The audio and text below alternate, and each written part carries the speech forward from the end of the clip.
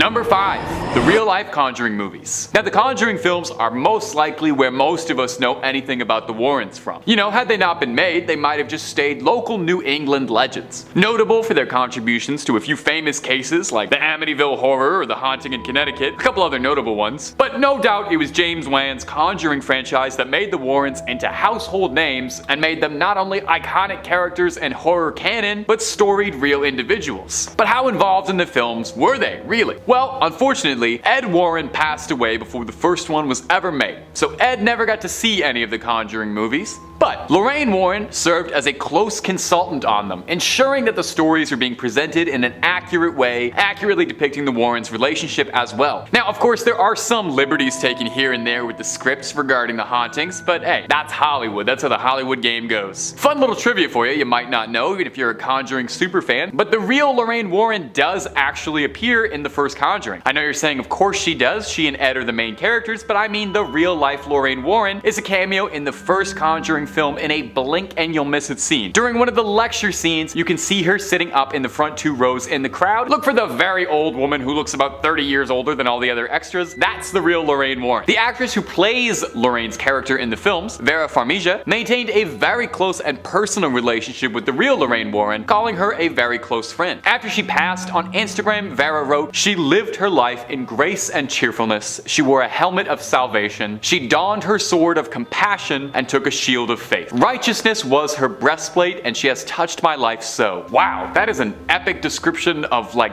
anybody. That sounds like a hero from World of Warcraft, let alone a ghost investigator. And hey, my ghouls and goblins, if you're looking for more scary content, where else could you possibly go? You are already on Top 5 Scary. If you want more stories about the Warrens, cursed items, ghosts, cryptid, aliens, and a lot more, click subscribe and stay scared, okay? Number 4. So what was real and what wasn't? Now, like I just said, The Conjuring is no doubt the most famous story involving the Warrens. But let's take a little look at how accurate the movie was to the real-life case. In 1971, the Perron family moved their 5 daughters out to their new farmhouse property and claimed almost immediately after moving in that they began to notice paranormal and supernatural occurrences. The eldest daughter said, "Whoever the spirit was, she perceived herself to be the mistress of the house, and she resented the competition my mother posed for that position. Ookie spooky." So there was a jealous spirit who had some serious spectral beef with Miss Caroline Perron. According to the family, every morning the house would smell like dead bodies. Okay, I've lived in a few places like that. But what was really eerie is that Caroline Perron claims she saw a spirit in her bedroom. "I was in my bedroom about 5 o'clock in the morning when I had the first visit. I opened my eyes and I saw the most frightening thing I have ever seen in my life. It was a very tall woman. Her head was like a sack of cobwebs with little tendrils of hair hanging out." Oh, I'm sorry editors for whatever pictures you're gonna look up for that one. Sounds like they cleaned Bethesda up for the movie, to be honest. Fun fact, Bethesda also was not made up for the movie, because there was a real-life Bethesda Sherman buried nearby who lived next door to the infamous farmhouse. Now, whether or not she was a Satanist and a witch who sacrificed her child, that much we don't know. But there was really a real-life Bethesda Sherman who lived right next door to the cursed farmhouse. Now, probably one of the bigger differences between the film and the real-life case is that in the film, Ed Warren saves the day and heroically performs an exorcism. But in real life, Ed never performed exorcisms, as he wasn't a priest and it would be crossing a line. The pair were devoutly religious and believed that those without religion were more likely to be attacked by demons. Now, in actuality in the Perron house, Roger Perron actually kicked out the Warrens, and he said that they were making his wife's health much worse. The Perron family stayed in the house for 10 more years, allegedly undergoing non-stop hauntings for a decade. But man,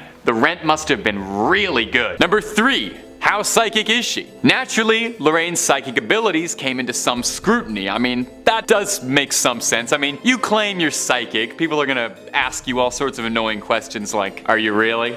No one just trusts you. Interestingly, even Lorraine herself didn't fully believe in the paranormal until she made a career of it. In the beginning, Lorraine was wary of just about everyone they had met, and believed that the people who were reporting these hauntings or describing strange things in their home were just speaking with an overactive imagination, or were just making things up for attention. And save that point for later in the video, because that's gonna come up again. It was only after working several cases where she started to notice recurring trends between everything that they'd worked on and all the things that these cases were telling her that she started to believe that what she was doing was real and there was a grander connection to it all. After they started to become more well known for their work on the cases that inspired The Conjuring or the Amityville horror, there was some outcry from people who said that Lorraine was faking this and the two of them were faking it. So to quiet her critics, Lorraine had herself tested by a doctor named Dr. Thelma Moss, who is a parapsychologist studying abilities outside the human experience. Researching things like extrasensory perception, the spirit world, Lorraine went for extensive psychic testing, and the doctor had reported that Lorraine was an above average clairvoyant. Ooh,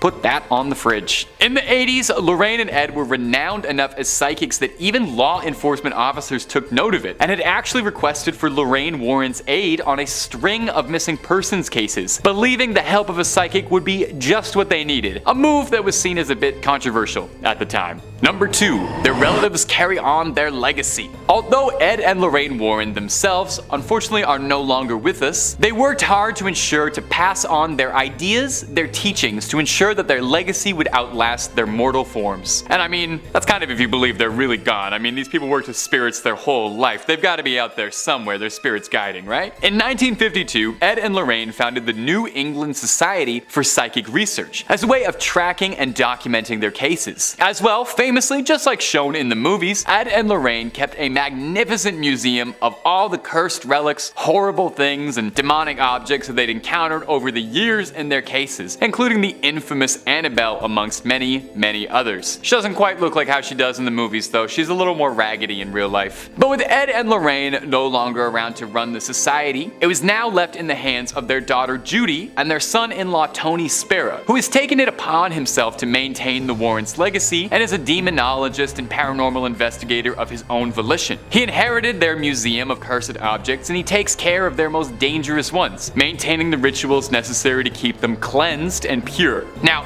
unfortunately, the museum is currently closed at the time of this video, but Mr. Spera is working to get it reopened to the public. Annabelle does tour though, if you're ever looking to catch her in your town. She's got a good agent, I guess, and she makes appearances all over at paranormal conventions. You can take a photo with her. She takes lots of photos with fans. She doesn't really answer too many questions though. She's not a big talker. Spera isn't the only of the Warrens' relatives trying to carry on their legacy, however. Their nephew, one John Zaffis, who I've mentioned a few times on this channel actually, was inspired by stories and tales of his demonologist uncle as a boy and followed in their path, becoming a paranormal investigator himself and opening his own museum of haunted relics just outside of his home, just like his uncle. You gotta wonder if there's any members of the extended Warren family who don't have a museum of cursed relics and if they feel a bit left out. Zaffis' museum, much like the Warrens, is blessed and anointed with holy water and monitored closely by a priest to make sure none of the haunted relics dwelling inside it worm their way loose. Number 1. Maybe it was all fake though. Well, it feels really wrong to end the video on this point, but it also felt really wrong to not mention it all either, and I thought it was either number 5 or number 1, and I settled on number 1 being a better ending. I believe any good skeptic or paranormal enthusiast must always ask themselves the toughest question when it comes to anything supernatural. Was it real, or were they just making it all up, okay? Every Mulder needs a Scully asking those questions. It's been a long-running debate and discussion as to whether or not Ed and Lorraine were really demonologists, or if they were just a pair of very charismatic storytellers, and it was a bit of a complicated ruse to sell a bunch of books and get some movies made. Now, since the Warrens have passed, several stories and more doubt has begun to creep out, decrying the Warrens as nothing more than grandiose storytellers. For one example, the lawyer in the Amityville horror case, who was representing Ronald DeFeo, the assailant who slayed his family, admitted that a majority of the story involving the infamous haunting was all just that, just a story generated under his own admission that he made up over a bottle of wine with the Lutz family. That's the family that moved into the alleged haunted house, as a way of cooking up the story a little bit in the hopes of getting a retrial for Ronald DeFeo. Another example that came out was the haunting in Connecticut case. Very famous case. The Warrens wrote a book on it. There were a few movies made. The Warrens' book detailing their experiences with that case was called In a Dark Place. It was co-authored by Ray Garton,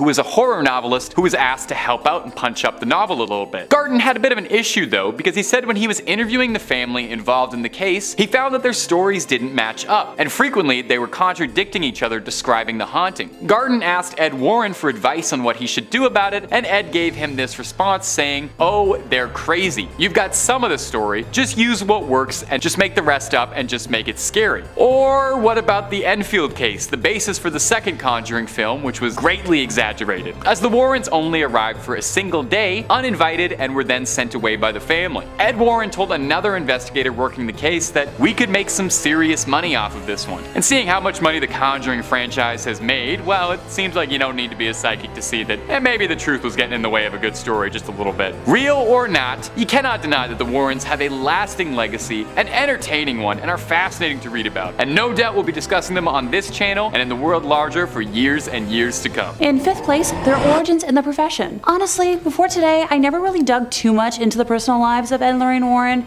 preferring to focus my interest on their professional work, and only really knowing about their daughter Judy from the rare time they mentioned her in one of their books, and her husband because of all the rare footage he's publicized since Ed and Lorraine's death. Outside of the Hollywood romanticizing, which I promise I'll touch on eventually, how did Ed and Lorraine actually fall into this line of work? So Lorraine was 9 when she first saw auras. She thought everyone saw them, but found out quickly otherwise when she brought it up at her Catholic school, when she compared the lights surrounding the Mother Superior and Sister Joseph, and was told immediately to never talk of what she saw ever again, learning to, hide her gifts or joke it off. Ed, on the other hand, grew up in a haunted house. He'd look into closets and see faces, one specifically of an old lady. The temperature in his room would drop and he would hear footsteps and heavy breathing. When he brought it up to his father, he was told that, there's a logical explanation for everything, and just leave it at that. So they both did their very best to try and ignore their gifts, wanting to live normal lives, but the universe drew them together and had different plans. Ed had a near-death experience while serving in the Navy during World War II, when the ship he was on collided with an oil tanker in the North Atlantic. A fire erupted and all of the men on the ship had to jump overboard. As Ed was in the icy water, he prayed for help and was soon rescued, believing it to be from cosmic interference. So after that experience, he returned home and asked Lorraine to marry him, and they got married almost immediately. After the war, Ed took up a profession as a fine arts painter, with the duo traveling from fair to fair to sell their wares, and eventually this became helpful during the beginnings of their work. They would research houses they believed to be haunted, and then, go to that house. After Ed would paint the domicile, he would hand the painting to Lorraine, who would knock on the door and offer the homeowners the painting as, their ticket into the house. Once she struck up a conversation with the homeowner, they would learn more about the property and hauntings, if there were hauntings, that is. At one house, which already had, some local notoriety as a supernatural hotspot, Lorraine went into spontaneous trance and claimed that this is where she learned not to fear death. I thought there was more to that. In 4th place, we have the White Lady hoax. Just so we all have the same context going into this, the White Lady is the name of the ghost that haunts the Union Cemetery in Easton, Connecticut. So most locals believe her to be the ghost of Harriet Seeley, whose young son passed shortly after being born, with Harriet herself passing soon after. Legend believes she may have died in hopes of finding her son, and still wanders their final resting place searching him out. Other folks believe the White Lady is the ghost of a woman from the 1940s who killed her husband and later herself and is, doomed to wander the graveyard. Her physical description is the one thing that remains consistent. She is a young woman wearing a white dress with dark hair. So me if I was wearing white, which will never happen here. I promise you that. It seems as if she enjoys scaring the daylights out of the living, which, once again, my kind of gal. Many who have witnessed her believe that they have almost hit her with their vehicle, only to find no trace of her once they pull over. Others claim they have often seen her hovering slightly above the ground around the cemetery, going back and forth amongst different gravestones. Now, Ed Warren was obsessed with her and has gone on record as being, determined to capture footage of her on film. Once he was able to do so, he kept the tape for himself. Yeah, he hoarded that tape like it held the secrets to the universe, or, like he was the US government with all the proof they have of alien life. He allowed a select few people to view it while, it was being held in his personal archives, and none were ever allowed to further analyze it on their own time. I'm raising an eyebrow right now in suspicion. And once again, if I had a red flag, I'd be waving it right here. So since the passing of both Ed and Lorraine, their son-in-law, Tony Spera, has released the footage in its entirety to YouTube. The tape shows an apparent white human figure moving behind some tombstones. Similar to videos of UFOs, Bigfoot and the Loch Ness Monster, the figure figure is at that perfect distance and resolution so a shape can be seen, but we don't have any details that could lead to a definitive identification. A woman named Judith Penney, who I will discuss in more detail later, has said she helped Ed maintain his reputation as a ghost hunter. So what does that mean? So when he claimed to have captured the white lady on tape in the summer of 1990 after camping out in the graveyard for a week, allegedly, Judith was the mystical being spotted on tape, masking herself with a white sheet. Number 3. The Shadow Doll. When you enter the Warrens' Haunted Museum, one of the first things you'll see is this frightening little doll, affectionately dubbed the Shadow Doll. It's made of bird feathers and real human teeth. Oh, that's just lovely, thanks. It's currently owned by Tony Spera, the son-in-law of the late Warrens and the current proprietor of the museum. He offers a little bit of insight into the doll's unique history, saying it was originally acquired at an antique shop where it was being sold with the owner unaware of the doll's negative energy, which I feel that is totally on you. You're running an antique store and you're not a little bit concerned that someone came to you with a doll with real human teeth and bird feathers? I feel like you don't need to know that much about the occult or to be a big horror movie guy to know that is definitely cursed. If somebody comes in and drops a doll off of your store that has human teeth, your first response has to be to chuck that thing in the ocean, not put a $14.99 price tag on it.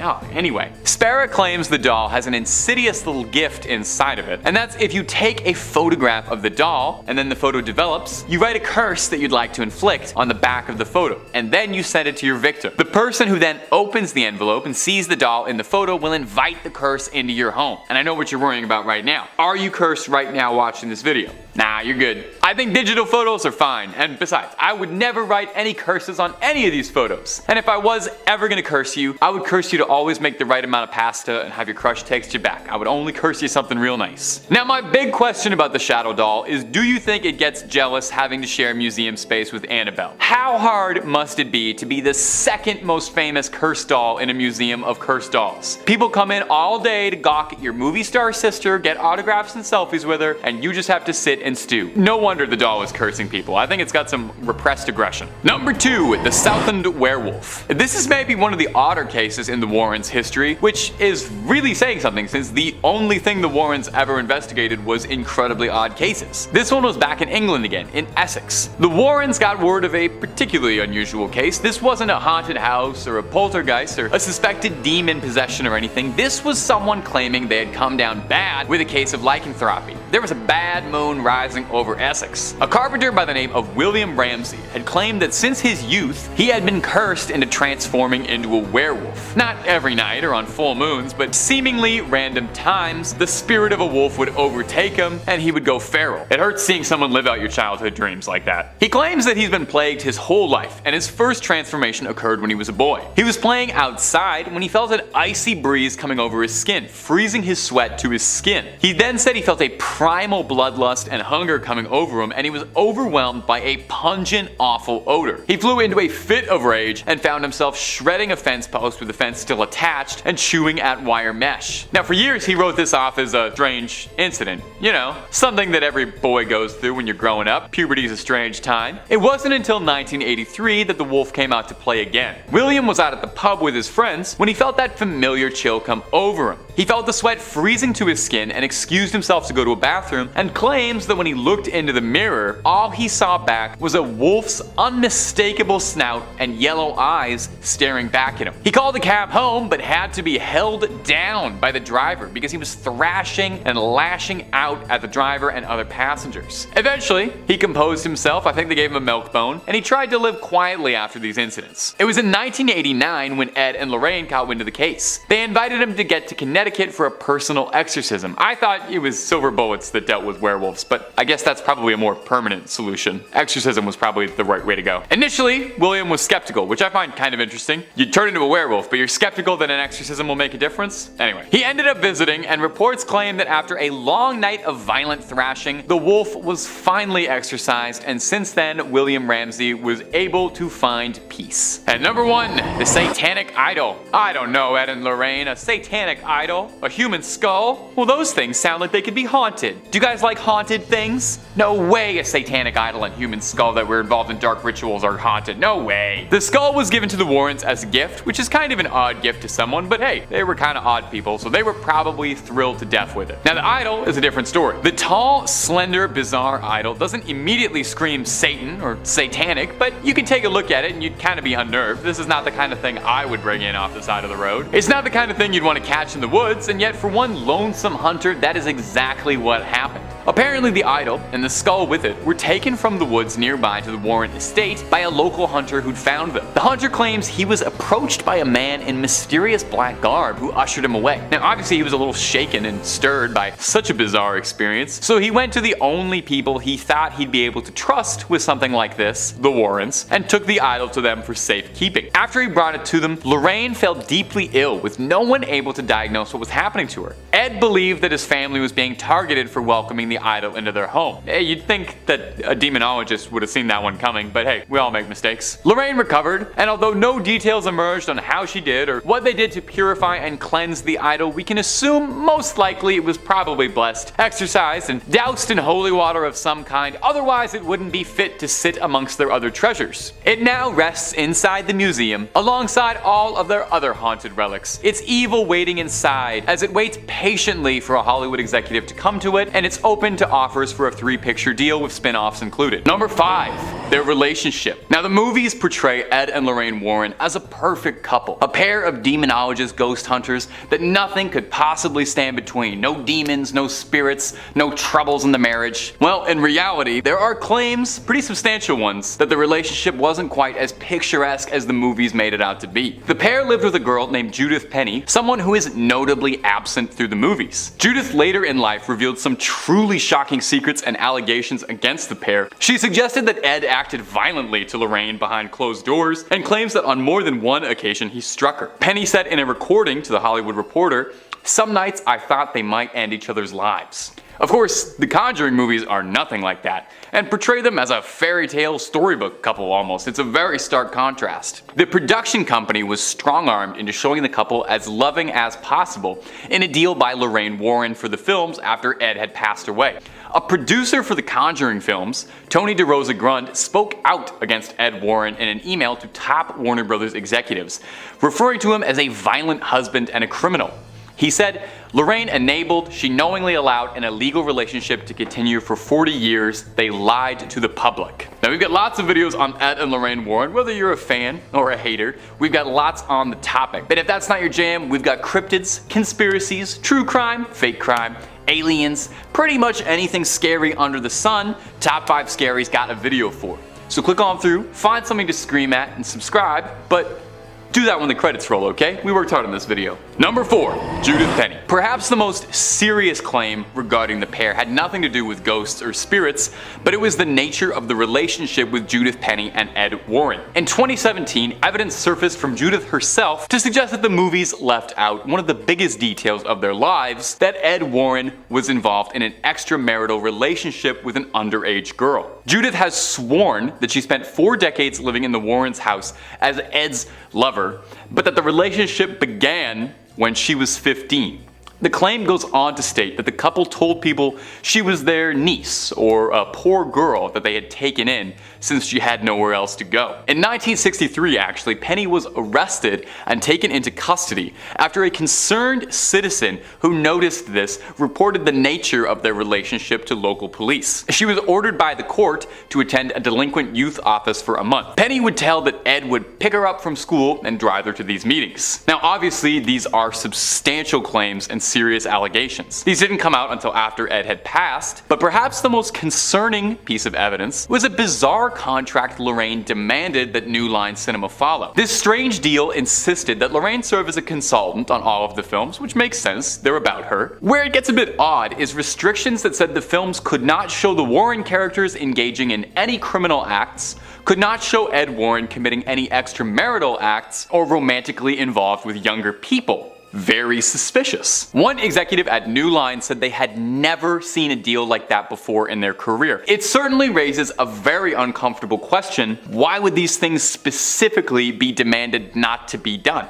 Number 3 on this list is Judith Penney. Ed and Lorraine Warren were married right up until Ed died back in 2006. The couple had been together for a long time and shared quite the life together. I mean, think about all the crazy things that they did. I highly doubt that many people can say that they stopped ghosts around the world and became famous together. While they were at the height of their success, they looked like a power couple.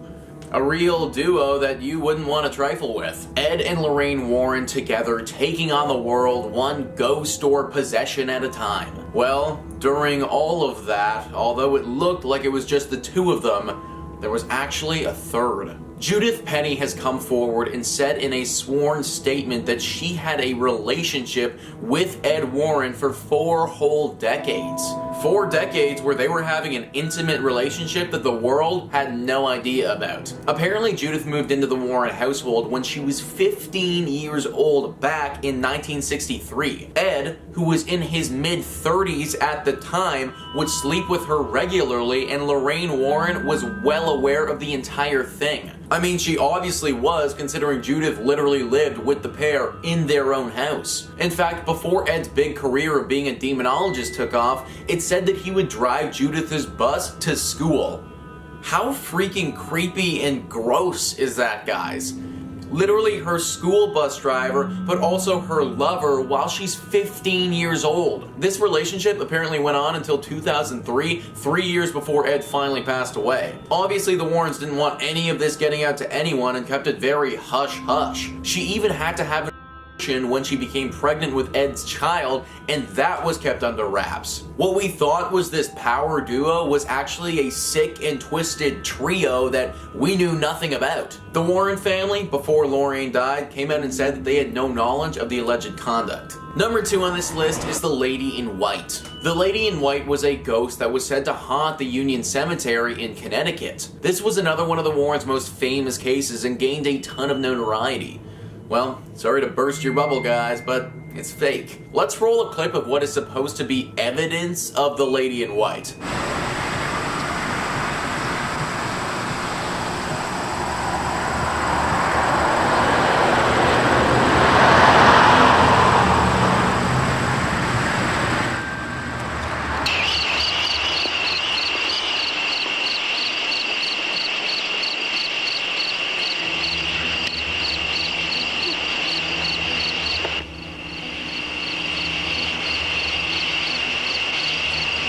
So first off, where the hell is the ghost there, and how on earth did this qualify as proof? Like, frankly, I hardly see anything at all, but even if I did, guess who's behind it?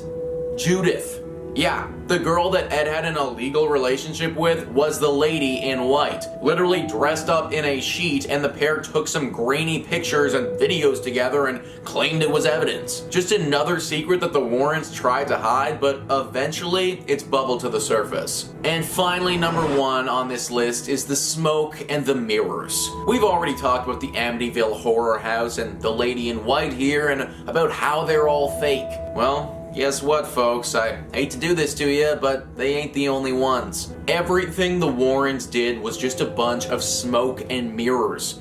This mural haunting saw other experts come in and look at the space.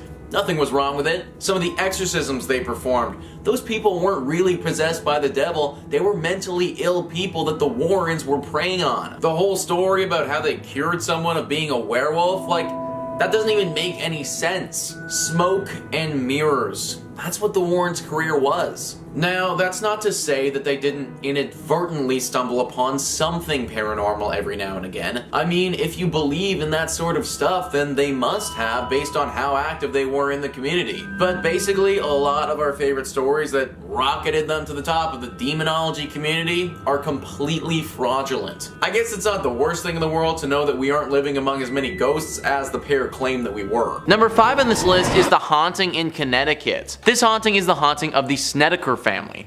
Listverse writes, after renovations on the house were complete, Carmen Snedeker entered the basement for the first time. There, she found embalming equipment and body tags with the names of the deceased. The family soon realized that the house was infested with demons. Carmen witnessed the water in her mop bucket turn a different color. She recalled the mop water was blood red. I mean a deep, deep red. It made my skin crawl.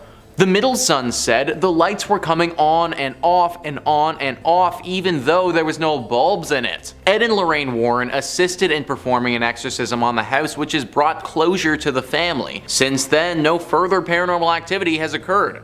The Snedker family remained in the house for 2 more years before they relocated to Tennessee. So guys, all of this is well and good, and it's what the Warrens want you to believe. Is it true? Probably not. You see, they had someone come in and write a book about the events that happened here. He went in and interviewed the family multiple times, and it turns out that they couldn't keep their story straight at all. They were all over the place, and it felt like nobody actually knew what happened. Then he went to Ed and told Ed that he can't write this story because nobody has any idea what actually went down. And you know what Ed said? Just make it up. That's literally what happened, guys. The story about this place is just made up, and it was probably never even true to begin with. Also, while literal mop buckets were filling up with blood downstairs, the upstairs neighbor was totally fine and just living their life. Seems kinda strange that the demonic possession would differentiate between floors, but I guess that's what the Warrens want you to think. Number 4 on this list is the Vampire Girl. Now this is one of those cases that, if it's true, doesn't get enough of the limelight. The Warrens have dealt with werewolves before, and we actually looked into the South End werewolf and what it's all about in one of our previous videos. But this vampire case, it never really gets talked about. The Warrens were brought in to deal with an 18-year-old girl who was going down a path of vampirism. This girl was very interested in death and the underworld. She started performing satanic rituals by herself and, as you'd expect, ended up becoming possessed. The possession was clearly vampiric in nature, and the demon was hungry for blood. It's said that she would wait in cemeteries for unsuspecting victims and then attack them right when they got there. It was reported that 16 people were bitten by this girl, and she would actually drink their blood. To my knowledge, nobody was killed, but there were obviously some pretty serious injuries involved. Now what strikes me as odd is why this case hasn't been discussed more. It almost feels a bit like a secret because it's never brought up and largely forgotten about. Yet, when you consider what actually happened and the events that transpired, this is one of the most shocking things they ever did. The fact that we don't bring up this case and talk about it more actually leads me to believe that if there is any truth to be had in the Warrens' exploits, it might be here. Maybe they were actually trying to protect the world from the truth here. The truth that vampires are potentially real. Number 3 on this list is the African fertility dolls. Tony Spera goes into detail about these dolls on the official Ed and Lorraine YouTube channel, and the story is pretty creepy. Apparently these dolls, which are now in their possession, were originally from Africa. They were made by an African witch doctor, but were then stolen from him and brought back to America. They were sent to a police officer who was in on the theft and thought that he could get some serious value for some authentic African fertility dolls. What he didn't expect was for these dolls to take his life. After he acquired these dolls, he soon became paralyzed from the neck down and, after some time, succumbed to this disease and died. These dolls are cursed, and after stealing them from their respective owner, took the life of those who were responsible. Now they're in the museum, and Tony warns us on the YouTube channel about ever touching them, for a similar fate could happen to us. It's stuff like this that really flew under the radar during Ed and Lorraine Warren's time. But the fact that these dolls exist, and there are probably many more of them in the world, is truly very terrifying.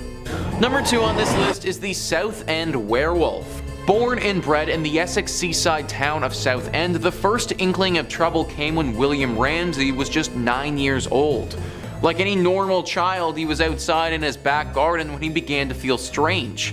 It was deep into one Saturday afternoon in 1952 when an icy blast of frigid cold swept over him. Perspiration froze on his skin and a foul stench came close to making him vomit. The bewildered youngster only had 2 things on his mind: running away to a life on the ocean wave and wolves. By this time he was close to the garden fence, and only the calls of his mother brought him out of whatever had gripped him. However, something else took complete control of him instead. Intense and pure rage had installed itself firmly within his psyche. Using this and the adrenaline-fueled strength he now possessed, he had uprooted a fence post with the fence still attached to it and was swinging it like a club. Not even his parents could easily remove the post with their bare hands. That was a passage written by Les Hewitt talking about the beginning of the South End werewolf case. This incident was the beginning of a long road for Bill. For 15 years though, he didn't have another episode until he started having dreams. Dreams that his wife would look at him and run off in fear after seeing him. These eventually ceased, but then 15 more years later at a party, it all came out. Apparently on the drive back home from this party, Bill lost it. He turned into a complete animal and the wolf came out. Scratching and biting at the driver, Bill had completely turned into a werewolf.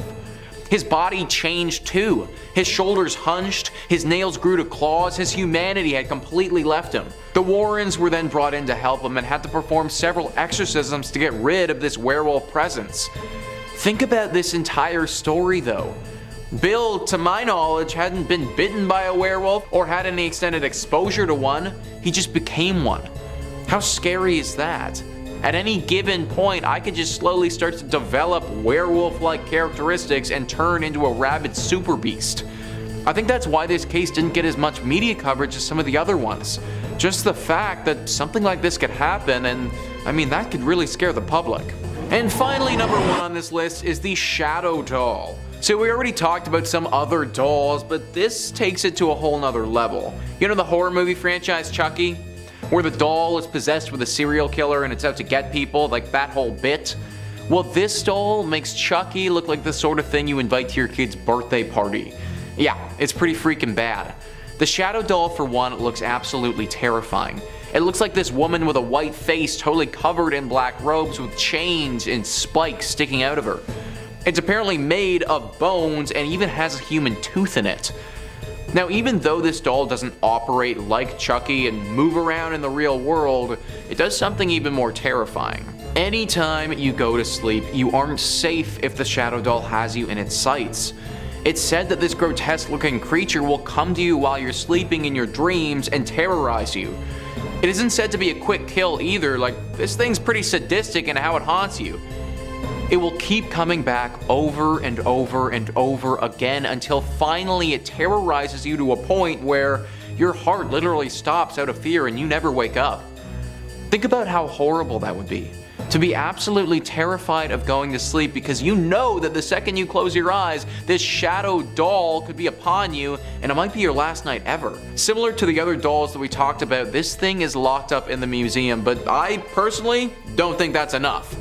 I know that the Warrens like to show this stuff off, but honestly, screw it. This thing is far too dangerous, burn it with some fire, and let's be done with it. Number 5. Ed Warren's haunted house. Ed and Lorraine probably spent more time inside haunted houses than most people spend inside regular houses. As the world's most storied demonologists, they certainly knew their way around a haunting. Was it their calling, perhaps? Ed Warren would disagree, saying he thinks a calling is something lofty and majestic in his own words, but rather, he thought that it was something that had in fact guided him to becoming a warrior of the spirit world. Perhaps it was a twist of fate from the start that made Ed pursue his career in demonology, as the first house he had ever lived in as a boy was a haunted house. Makes sense, right? In fact, Ed Warren's first ever reported interaction with a spirit was when he was just a child. The Warren family landlady, who Ed Warren described as not particularly nice, hated kids, dogs, cats, and would sit by the window and yell at neighborhood kids. She lived above them and would pass. Ed describes an encounter when he was a young boy where he went upstairs and saw his closet door swing open by itself. Inside the closet was a small, floating dot of light that began to grow and grow and grow. In a few seconds, the light grew to the size of a person and manifested as the landlady, wearing that same scowl that Ed would recognize. Ed ran down and told his father what he had seen, who had told him to just forget it and never tell anyone. He wouldn't tell, but he certainly would not forget. And Ed Warren credits this incident with being the inciting event to inspire him to research the paranormal and to study the things that live beyond our world. Soon after this event, he would start to be reached in dreams repeatedly by dead relatives he had never met, including an aunt who would send him messages about his future, offering him guidance, and telling him that one day he would walk alongside priests but would not become one himself. He was attending a Catholic school while also living in a haunted house, a fact which amused him greatly as a boy. He said, although he didn't like going to church, he would pay extremely close attention to lessons about spirits and demons, as he knew it was going to be incredibly important in his life one day. And my ghouls and goblins, if you're looking for more facts and videos about Ed and Lorraine Warren, they cases they've studied, cryptids, aliens, and just about everything weird and unusual. Top 5 Scaries got all of that, and then even more on top of that waiting for you. So click on through, find something freaky, creep on creeping on, and subscribe, maybe. Number 4, Lorraine's abilities. Much like her husband Ed, Lorraine would know from a very early age that the spirit world was reaching out to her. Barely even 3 blocks away from Ed Warren, Lorraine lived. Was it fate that had brought them together? Some divine purpose? Or a happy coincidence because they lived pretty close together? Lorraine Moran had a knack for extrasensory perception, and as a young girl had believed that everyone had this sixth sense that they had access to. She didn't know that we're not all psychic. Sorry, Lorraine. At the time, Lorraine was attending a private all-girls academy, and one Arbor Day, the nation's favorite holiday and every child's favorite holiday, her class was planting trees outside in the front, and Lorraine found herself distracted. She describes how as soon as the girls in her class had planted the sapling, she looked at it and saw it not as a sapling, but rather vividly saw it as a completely full-grown tree, with its branches stretching outwards into the sky, its leaves blowing and falling. Lorraine said it was indistinguishable from the real thing, not like a hallucination, like she could see it right in front of her. She said she couldn't even tell that it was a second sight. She was completely lost in the majesty of the tree when her teacher asked her what she was doing looking so intently. She said she had been staring at the full-grown tree. Her teacher, confused, asked her if she was seeing the future, and rather matter-of-factly, Lorraine responded that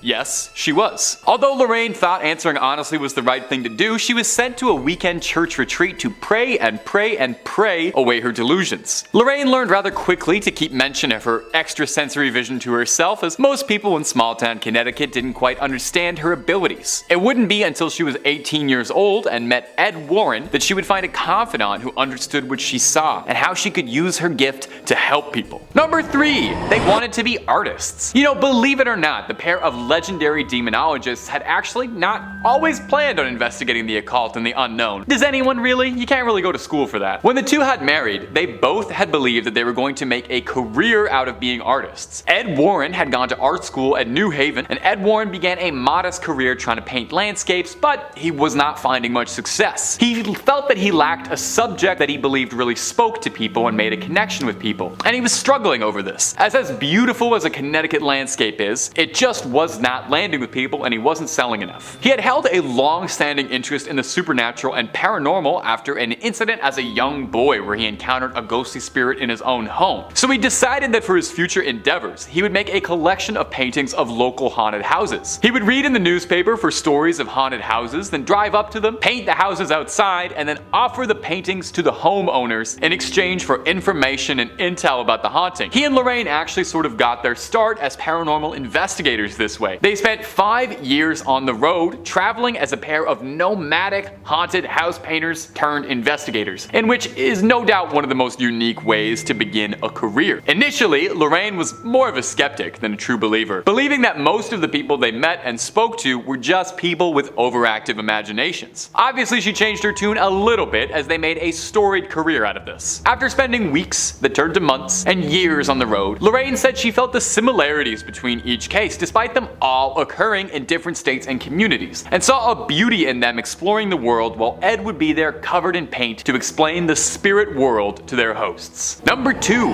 they met real young. For a pair so closely connected to the spirit world, perhaps it was fate that would bring the two together as soulmates. Ed worked at the local movie theater in town, and Lorraine would frequent it. One of her friends had told her there that there was an usher there that she thought Lorraine might take a fancy to. Lorraine wasn't much interested in boys at all, and it said that she was solely focused on her schoolwork and found most young men too rough around the edges. But when she bought a ticket, she recalled being charmed by the spiffy, energetic young usher, one Ed Warren. He had his hair coiffed and his pants creased, which in 1943 was the absolute fanciest a youngster could possibly look. Ever the gentleman. After the movie, Ed offered to walk all 3 girls home, but first offered to buy them all a Coke. Listen to that, he's like a regular Archie Andrews, this guy. He dropped a hearty 25 cents getting all 3 girls a soda, which again was the biggest display of wealth anyone in 1943 could possibly have shown off. He walked Lorraine's friends home, and when it was just him and Lorraine, she thought that it might look a bit salacious. If he walked her home, she elected to walk herself home to the destination. Ed,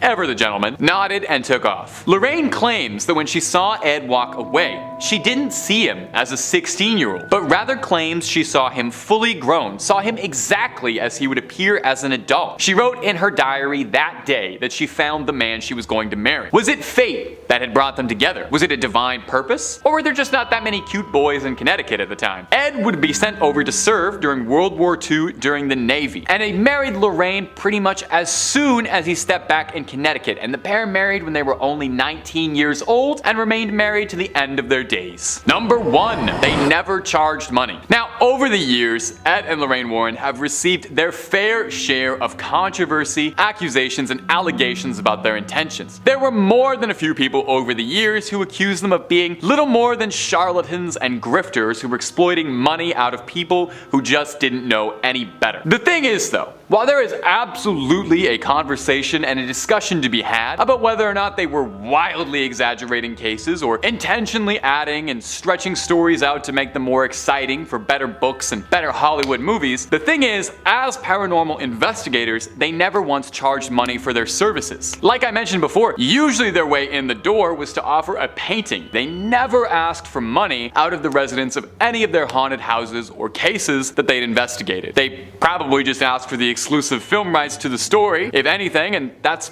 probably not even a joke. The way they mostly made money was by traveling to colleges and universities and giving lectures on the occult and paranormality. Ed and Lorraine, despite calling themselves demonologists, and that being the term most commonly associated with them, insisted that they were educators before they were paranormal investigators. That was their main goal. They had always wanted to make people aware of what had existed beyond the veil of our world. They had a goal of discouraging people from getting involved in what they didn't understand, saying that most of the people they met were young college-age couples, and they had hoped that they could steer them towards a more righteous path. This is why they founded the New England Society for Paranormal Research, to uncover mysteries, and ended up working on 100 cases since its founding. Now today, the foundation is run by the Warrens' daughter Judy and their son-in-law Tony Spera, who has taken upon himself to maintain the Warrens' legacy, including running their famed Museum of Haunted Objects. It's closed right now, hopefully just for some rearrangement. Hopefully Annabelle didn't break loose or nothing, but it is hopefully reopening back soon, so you can get back to peering at that collection of haunted relics and cursed objects. Number 5. The Amityville horror photo. The Warrens had been around, claiming to have seen 10,000 cases in their lifetime, but there are few of many cases that got them as much renown and people talking as the Amityville horror case. Way before there were any Conjuring movies, way before it was a smash hit franchise, they were already making tons of movies about Amityville. The Warrens have been in the silver screen since the beginning. Amityville, Long Island was the center stage for the most infamous and strange case in America. In 1974, the house had been owned by the DeFeo family, until one day, Ronald DeFeo Jr. went one by one with a rifle and claimed the life of every member of his family, later going on and telling people that spirits had commanded him to do so. After this horrifying event, a year later, the Lutz family would move in, not much bothered by the house's dark history. You know, in this market, you gotta take a good deal on rent wherever you can get it. During the first month of living there, they realized almost right away that something was wrong. Swarms of flies, banging noises, and spectral apparitions of monstrous animals or phantasmal beings that the real estate agent definitely did not mention. Now, the Warrens were called in as they were experts in the paranormal, and they were called in to investigate the haunting and see if there was anything they could do. They brought with them camera crews and tried to record their findings, most famous among them a photo of what appears to be the ghost of a boy with shimmering eyes staring down from the stairwell. It's truly chilling stuff. Now, it has to be addressed even by skeptic standards. Sorry, we gotta play Scully, can't all be Mulder over here. That there is a lot of debate as to whether or not the Amityville horror was more like the Amityville hoax. George Lutz, the father of the Lutz family, contacted the DeFeo's lawyer, William Weber, and said he was trying to get a book written up about the client. And Weber had told news media that the haunting was all just a story he had made up with the Lutz family over a bottle of wine, in the hopes of getting a retrial, and in the hopes of getting a little bit of change for the Lutz family. So, what do you think? Was this America's most famous haunting, or was it just a fantastic backdrop for a series of okay movies? And my ghouls and goblins, if you're looking for some more terrifying true tales, or tales that ain't so true, from ghosts to cryptids to aliens and a whole lot more, Top 5 Scary has all of that and then way more. Drop a like and subscribe and stay scared. Okay, moving on. Number 4.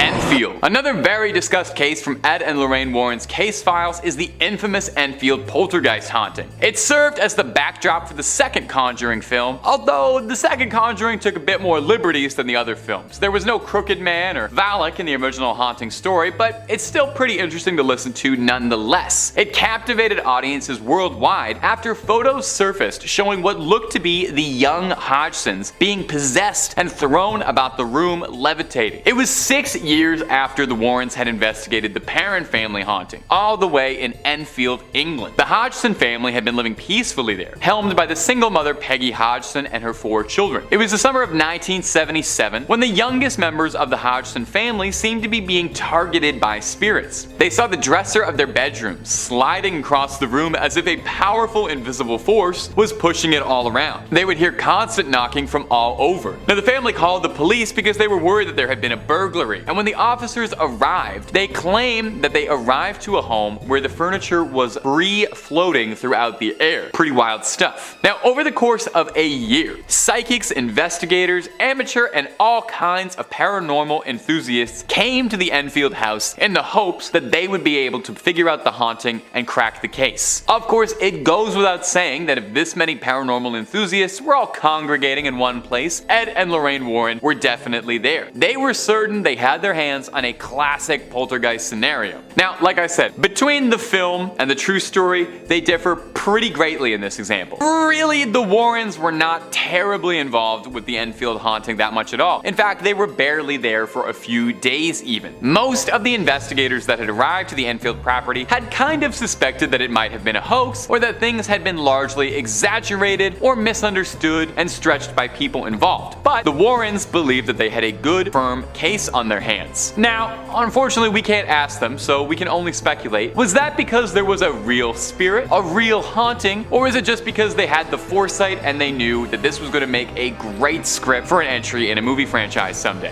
In 1979, 2 years after the first reportings, the Enfield haunting mysteriously stopped. No more sightings, no more reports. Was it ever really there? In third place, we have Catholicism as an undercurrent.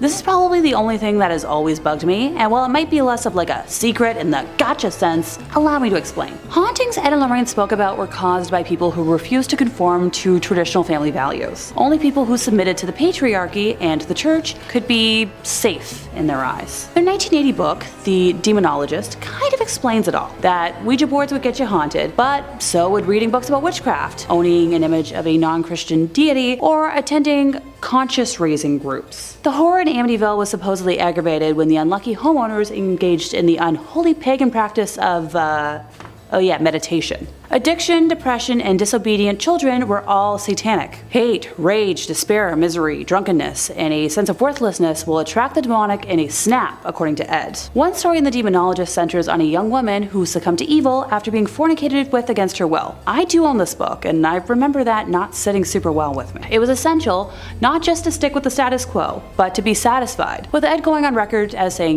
that a happy home is one's best defense, and even the most powerful exorcism will be effective only if you keep up an emotional atmosphere that does not attract such entities. And while I do believe this to an extent, not so far as Ed does. That atmosphere would involve going to church, by the way, saying that once a week was a good start. Yeah, I don't go to church. When you really think about it, the Warrens' entire basis of work kind of relied on victim blaming, evil that could, only happen to people who were already evil themselves. So personally, I don't agree with this whatsoever. Bad things do happen to good people, and not just because they don't follow Catholicism doesn't make someone evil. If you don't see what I'm seeing, allow another quote from Ed to help clarify things. People who do negative or patently unnatural things are essentially doing the devil's work for him, and actually attract negative spirits to their side. Ed Warren was the homophobic brand of Catholic. Yes, I'm fully aware that not all Catholics observe this, and while most do not, Ed fell under that specific strain that sadly does. As a queer gal who didn't fully learn this until today, it kind of broke my heart that people who were so open to helping others and the unknown could be so close-minded. In second place, we have fraudulent items in the museum. So Ed and Lorraine were investigating numerous cases from the 1950s until they passed, right? And they founded like a whole society devoted to the research and investigation of the paranormal in 1952. Not to forget their entire museum attached to their home dedicated to objects from their cases. So, explain to me how their website only has 10 public case files, and why so much from the museum looks like leftovers from a spirit Halloween. Doesn't anyone else find it pretty suspicious that we only get details from the really big news cases, while artifacts from other, lesser cases are barely a footnote and have no story or witnesses attached? So in one corner of the Warrens Occult Museum is the skin of a tiger that is said to have killed 33 people in India while possessed by a demonic spirit. But yet, when I try to research this were-tiger, I find no account of any reportings in history about such a case, outside of, their quotes, or any offers from Ed and Lorraine to go into detail about any events leading to how it came into their possession. Seriously, take a look at some of this stuff. Given what I know about modern day Satanism, that idol looks like a papier-mâché alien mock-up. Well, most folks who practice Satanism don't actually pray to any sort of idol, or to the devil himself. But sure, for a moment I'll pretend like that's real and move on to the, black magic skull, which just looks like a cheap haunted house prop for a glow-in-the-dark room. Ditto for the, chilling masks. You know what, actually that's a lie. I've seen cosplayers make better masks. I'm not going to even try to rationalize the skull with horns or the recreation of the Witch of Monroe. Y'all don't need to see me fuming right now. In first place, their personal life. So if you watch the film franchise, you'd think Ed and Lorraine had a pretty ideal, wholesome, perfect Americana family style life. But the reality isn't so shiny or pure, despite what, they preach all the time. In the early 1960s, Ed Warren initiated a relationship with an underage woman with Lorraine's knowledge. Ed was in his mid-30s when he met Judith, who was exactly half his age. Yucky. Having not yet gained enough fame as a self-trained demonologist to pay the bills, Ed was working as a city bus driver in Monroe, Connecticut, while Judith was a student at Central High School in the nearby town of Bridgeport, who, conveniently rode his bus route. The two began an amorous relationship, according to a legal declaration from Judith in November of 2014. Heck, by 1963, she had moved into the Warrens' home, and for the next 40 years, she had a sexual relationship with Ed with Lorraine's knowledge. That same year, Judith was arrested after someone reported her relationship with Ed to local police, because, busybodies everywhere. And she spent a night in the North End prison in Bridgeport, while police tried to persuade her to sign a statement admitting to the affair. After she refused to cooperate, she was ordered by the court to report to a delinquent youth office for the next month. So, Ed, being the great guy he was, picked her up from school every week and drove her to the mandated meetings. Judith claimed that Ed told her many times that she was the love of his life. The Warrens explained her presence in the home as a niece or a poor girl who they had taken in out of charity and who helped them with office tasks. And she was mentioned in a lot of their books as being, their secretary, most notably in The Demonologist, which I've already quoted a couple times today. What do you know? I own a copy. In May of 1978, while in her 30s, Judith became pregnant with Ed's child, and Lorraine persuaded her to have an abortion because the birth of a child could become public and any scandal could ruin the Warrens' business. Now, if that wasn't awful enough, Judith has also claimed that Ed was, on occasion, physically offensive to Lorraine. Judith described one night in particular where she saw Ed slap Lorraine so hard she lost consciousness. Early on, she said, she witnessed him backhand his wife. Well, it might be easy to dismiss all these claims as, hooey, or someone trying to make something out of nothing. There's an interesting element from Lorraine that kind of proves this to be true. So when Lorraine signed on to consult on the Conjuring movies, she got a contract that states that the movies will not feature negative information about the Warrens, mentioning specifically intercourse with minors, youngling bad videos, anything to do with women of the night, or sexual violence. Kind of weird to have to spell that out if you don't have anything to worry about. Now, this is where I was wondering, well, where was the daughter in all this? Judy is still very much alive. What does she have to say about it? She spent most of her years living with her grandma and not her parents, claiming that it was because her parents were always traveling, so it was the easier and safer option. Her parents told her that they took Judith Penney in so she could have a place to stay and watch their house. But their daughter could have helped watch the house if she lived with them. Just saying. Number 5 on this list is the relationship. As we'll look at a bit later in this video, Ed and Lorraine's relationship might not have been all it was cracked up to be. The couple that inspired The Conjuring have often been talked about as being one of the greatest married couples ever. In the movie The Conjuring, the pair very clearly have each other's back, and it's clear that there's a deep foundation of love between them. Or at least that's how the movie likes to show it. Real life may have been a lot different. Judith Penney was someone who would have had access to the Warrens' relationship and would have been able to see it behind closed doors. We'll get into why that is the case later and explain who Judith Penney is, but for now, just take my word for it. Apparently, she has come out and said that the Warrens' beautifully loving relationship that we saw on screen is all a bunch of baloney. In truth, Ed was extremely violent and toxic to Lorraine. This toxicity would manifest itself in many different forms. Oftentimes, it would come out in harsh, verbal that felt as if it was coming right from thin air, totally unprovoked by Lorraine. However, occasionally this would manifest into physical abuse. Judith has come out and said that one particularly bad evening she saw Ed backhand Lorraine across the face with all his might, and apparently she lost consciousness. Now, Lorraine wouldn't just sit there and take the abuse either, she would fire her own shots as well. Judith thought that some evenings one of them wouldn't even be waking up the next morning based on how much they were fighting and how intense it would get. This has all the telltale signs of a horribly toxic relationship. The pair were just very good at hiding it. Number 4 on this list is the Amityville horror story. I feel like you've heard this story before, guys. Arguably the most famous of all the Ed and Lorraine Warren cases, this singular case launched the pair onto the main stage as being some of the biggest demonologists and paranormal investigators on the planet. Therefore, it was incredibly important to their image and their brand that this story was believed by the public. Fact of the matter is, though, they made the entire thing up. Ronald DeFeo Jr. was the spark behind this entire story. In 1974, Ronald gunned down his entire family in that home for seemingly no reason. He was later sentenced to life in prison for his crimes and died behind bars at age 69. These murders were brutal though and were heard nationwide. That's why when the next family to move in claimed the house was haunted, it actually got a ton of attention. The family said that slime would appear all over the place with no apparent origin. Things would swing open and objects would fly around the room. The house itself could simply not warm up and would stay incredibly cold for weeks on end. The media got wind of this, and so did Ed and Lorraine. They went into this place and went on to have their most successful case ever,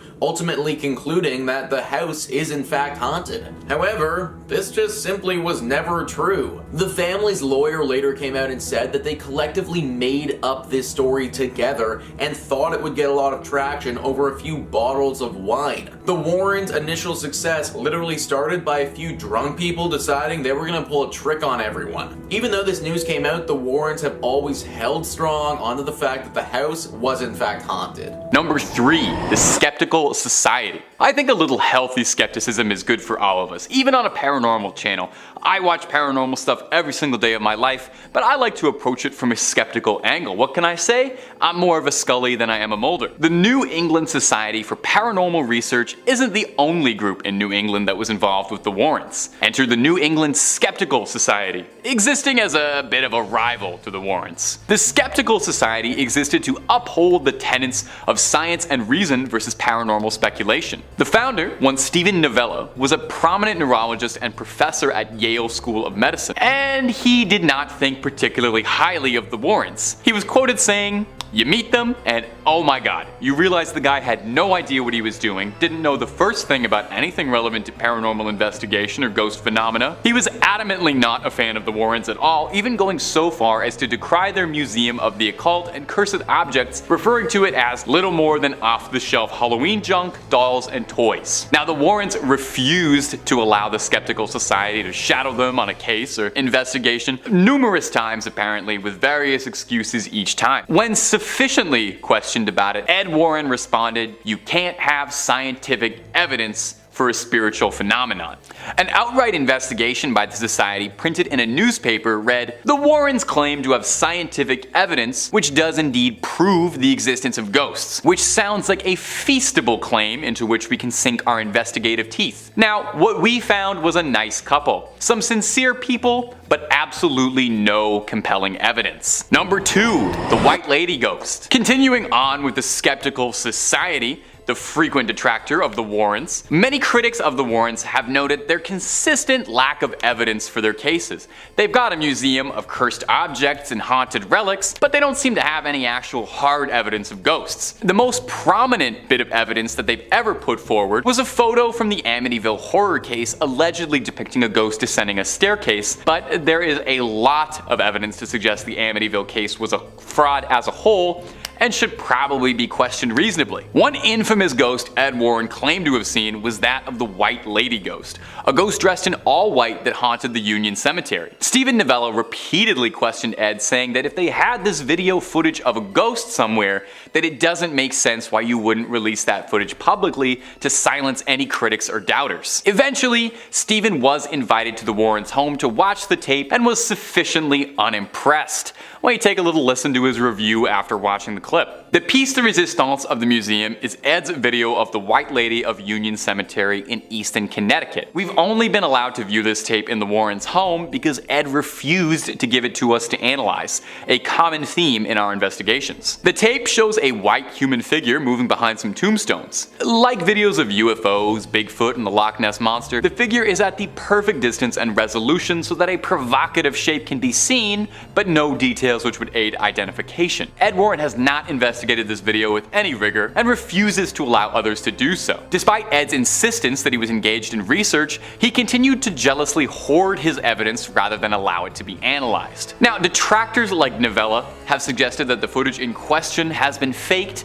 and it was just someone in a sheet. This footage actually is available now. After decades and decades of just talking about it, you can see the footage for yourself. It's available now on their son-in-law's personal YouTube channel after Ed had passed, and I will admit it is a bit blurry. It is kind of hard to make out anything. Number 1, the Amityville hoax. Now, besides The Conjuring, one of the biggest cases the Warrens were ever involved in was the Amityville horror. Before the Conjuring cinematic universe kicked off and they made 3 Annabelle movies, they were making films and books about the Amityville story. It gripped America as it was a truly bizarre haunting case. Well, except for the fact that there seems like there's a big pile of evidence to suggest the case was greatly exaggerated for the cameras and media. The book was a bestseller and the movie was a hit, but take a listen to some smaller inaccuracies. For one, the Lutz claimed that they found demonic footprints in the snow, but weather records around the time of the incident showed there was no snowfall. The book and the film also both refer to police being called to the house, but no records show that police were ever contacted during this time. Perhaps most incriminating is William Weber, who is the attorney for Ronald DeFeo, has claimed multiple times that the entire story was all a hoax collaboratively created between the Lutz family, novelist Jay Anson, and the Warrens. This wouldn't even be the first time it seemed like the Warrens were more interested in a good story than the truth. The Haunting in Connecticut story was written into a non-fiction novel by Ray Garton, a horror novelist who was commissioned by the Warrens to tell the story. He claims that he found the experience very frustrating as an author because while he was trying to report on the story, the Snedeker family involved in the case could not keep their details straight and were providing several conflicting stories. He pressed Ed Warren on it, and Ed told him, "They're crazy. All the people who come to us are crazy, that's why they come to us. Just use what you can and make the rest up. You write scary books, right? Well, just make it up and make it scary. That's why we hired you." Number 5 on this list is the Dark Magic Doll. Yep, anything called the Dark Magic Doll is probably something I don't want to know about. That's most likely why Ed and Lorraine locked this thing up in their museum, because it's really not something that should be out in the public world for anyone to have. We've all heard about voodoo dolls before and the potential powers that they can have. Dolls that are made through some sort of dark ritual with the power to then affect people on a real life basis.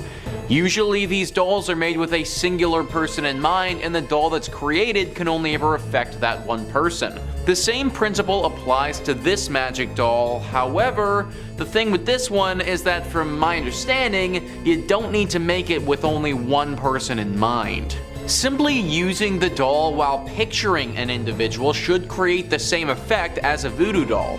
It's said to use this thing, you need to hang it from its neck, and then the person that you have in mind is gonna get sick and eventually die. Now, I'm not sure if you can use this doll more than once or if it's just a one-off, but it's probably a good thing that the public doesn't know such information. Think about how dangerous this doll actually is, especially if it got into the hands of the wrong person. Somebody who wanted to inflict harm onto someone else could easily do so from the comfort of their own home and nobody would be the wiser. To make this doll requires some pretty dark rituals and some sinister magic, but the Warrens were pretty secretive about the exact process of constructing this thing, and again, probably for the best. Having information like that out in the open on how to make such a deadly and dangerous doll just isn't safe for anybody. Right now, the only known doll is currently locked up in the Ed and Lorraine Warren Museum. Hopefully it stays there and we don't ever see any more of these creepy things popping up in the world again. Number 4 on this list is the Smyrtle haunting. So we've all heard about Amityville and we've heard about the Enfield poltergeist, but one haunting that didn't get talked about nearly as much was the Smyrtle haunting. Maybe it's because it was just a little bit too scary and the Warrens didn't want to release such information to the public.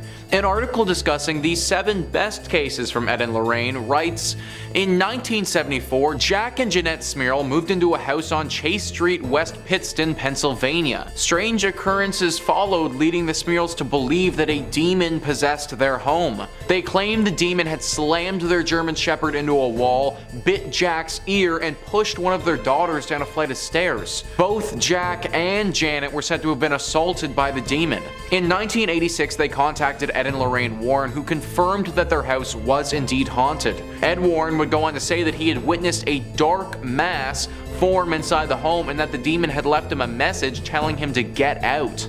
Now, one thing that I think gets glossed over a little bit in this article is the time that these people moved into their home compared to the time that Ed and Lorraine actually showed up. 1974 is when they entered this house, and Ed and Lorraine didn't get there until 1986. These people were living in a home that was severely haunted, so much so that they were getting assaulted by a demon, and they were living there for over 10 years. I think we think about haunting sometimes as being like a week-long scary event or something like that, but this was literally over a decade of living in absolute fear. Why this family didn't move is beyond me, but maybe they were scared this creature would just keep following them wherever they go. I think this is why this one doesn't get talked about as much.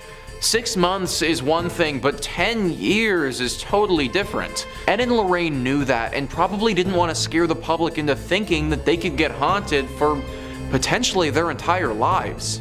Number 3 on this list is Ed's relatives. This is something that really doesn't get mentioned a lot, but Ed Warren saw demons just like the rest of the people he tried to help. I think the media often portrayed the Warrens as these almost superhuman individuals who were impervious to the will of paranormal entities, but Ed certainly struggled with this growing up and for much of his life. Apparently, Ed would be frequented by the ghosts of long-past family members. These paranormal entities would speak to him and tell him to do things. He was pretty private about what they would say to him, but we know that he did in fact get frequented by them. Who knows what they could have told him to do though, or how long he was seeing these visions. I think the reason that this was kept under wraps for a while was to preserve Ed's image as the person who comes in and saves people from these paranormal entities, rather than potentially somebody who suffers from them as well. Number 2 on this list is Arn Cheyenne Johnson. This is the infamous Devil Made Me Do It case. Arn Cheyenne Johnson killed his landlord in 1981 by stabbing him to death. When he was brought to court though, he claimed that he was not in control of his actions and the devil literally possessed him and made him do it. Now this is pretty serious stuff, so how does Ed and Lorraine Warren fit in? Well, it's been speculated that Ed and Lorraine might have made the entire thing up, which effectively means that they were trying to get a murderer to go free based on a blatant lie. Johnson had a brother-in-law whose name was David. David was mentally ill. He needed professional help. The Warrens saw this as an opportunity and decided to try and exploit it. They came in and tried to manipulate the family to say that David was initially possessed with a demon and that Johnson came in, told the demon to take his body instead, and saved David from said demon. If the public believed this, then the Warrens would be smack dab in the center of a massive demon case. David and his family would get a lot of money from publicity deals, and the murderer Johnson would get off scot-free. It was a win-win-win for everyone except the justice system. Well, David's family wasn't happy about it after some thinking. They ended up suing the Warrens, claiming that they manipulated them and tried to get a guilty man to walk free, which if everything that I just said is true, they did actually do. Just another secret that came out that they didn't want to be revealed. And finally, number 1 on this list is Annabelle. In our last part of the series, we were breaking down some of the Warrens' cases and talking about how some of them may have been fraudulent. Well, a lot of you were commenting on that video asking about one of their most famous cases that I haven't brought up yet.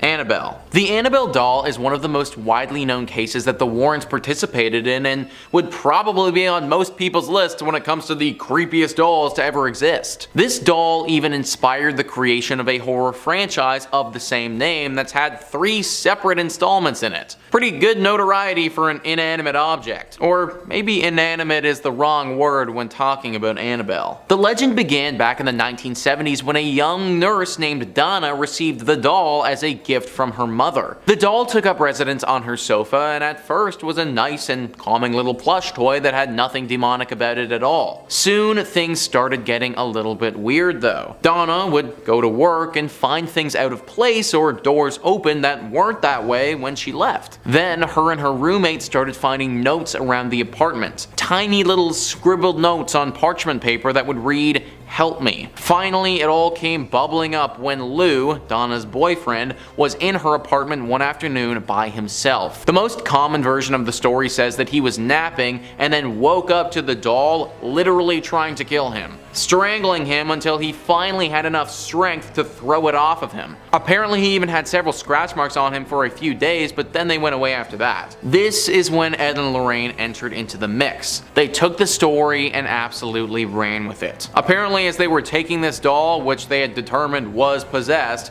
as they were taking it back to a safe place, it tried to crash their car several times, and only putting holy water on it would stop this interference. Of course, no one else was actually in the car at the time, so we just sort of need to take their words for it. And that's actually the thing with this story.